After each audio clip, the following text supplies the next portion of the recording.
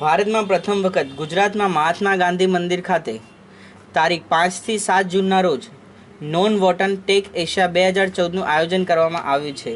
ગુજરાતમાં નોન વોવેન ઉદ્યોગના વિકાસ ઝડપથી થઈ રહ્યો હોવાને કારણે નોનને એમ લાગી રહ્યું છે કે આ અંગેનું પ્રદર્શન આયોજન કરીને લોકોને આ ઉદ્યોગ અંગેની માહિતગાર કરવા જોઈએ કે જેથી કરીને તેનો વપરાશ વધારો થાય।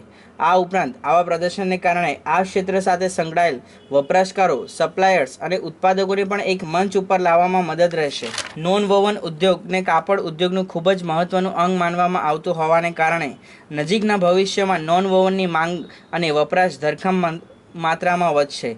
ભારતમાં નોન વોવન ઉત્પાદન વિકસિત દેશોની સરખામણીમાં ઓછું હોવા છતાં પણ આગામી 10 વર્ષમાં તેનું ઉત્પાદન વધીને 10 લાખ ટનનું થશે, જે ઊંચા દરે વિકાસ સૂચવે છે। નોન વોવન વપરાશ આર્થિક વિકાસ અને માથાદીઠ આવક સાથે સીધી રીતે સંકળાયેલી છે। નોન વોવનની 60% વસ્તુઓ ડિસ્પોઝેબલ હોય છે। ફાજલ આવક અને ચોખ્ખાઈ પ્રત્યેની જાગરૂકતા પણ આ ઉદ્યોગના વિકાસમાં અગત્યનો ભાગ ભજવે છે। નોન વોવન અંતિમ ઉત્પાદકોને લોકોની કિંમતની દ્રષ્ટિએ ખરીદી શકતા હોવાને કારણે જો આ ઉદ્યોગમાં મોટા ખેલાડીઓ આવશે તો તેના વિકાસની ઝડપથી થઈ શકે। સુપરમાર્કેટના વ્યાપારને કારણે આ વસ્તુનું માર્કેટિંગ પણ સરળ બની જશે। ભારતનો નોન વોવન ઉદ્યોગ સ્પર્ધાત્મક છે, પરંતુ તેના ખૂબ જ જૂની ટેકનોલોજી અને સેકન્ડ હેન્ડ મશીનરીની મર્યાદા રહેલી છે। આપણે filtration, Jio textile, medical textile અને પ્રોડક્ટિવ ટેક્સટાઇલના બજારો માટે આધુનિક ટેકનોલોજીની રોકાણ કરવાની જરૂર છે। જો આપણે તૈયાર વસ્તુની સ્પર્ધા કરી શકતા હોઈએ તો આપણે રૂપાંતરિત ઉત્પાદનોની પણ સ્પર્ધા જ કરી શકીએ।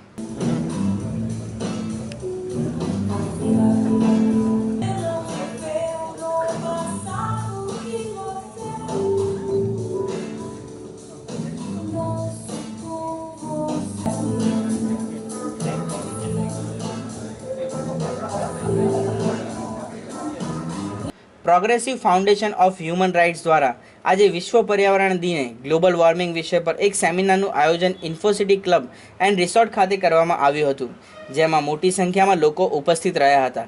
કાર્યક્રમની શરૂઆત ઉપસ્થિત મહેમાનોએ દીપ પ્રગટાવી કરી, જ્યારે પ્રોગ્રેસિવ ફાઉન્ડેશન ઓફ હ્યુમન રાઇટ્સના પ્રમુખ રાકેશ પાંડે એ ઉપસ્થિત મહેમાનોને પર્યાવરણના જતન વિશે તેમજ જીવનમાં પર્યાવરણમાં કેટલું મહત્વ છે તે વિશે વિસ્તૃત માહિતી પૂરી પાડી હતી।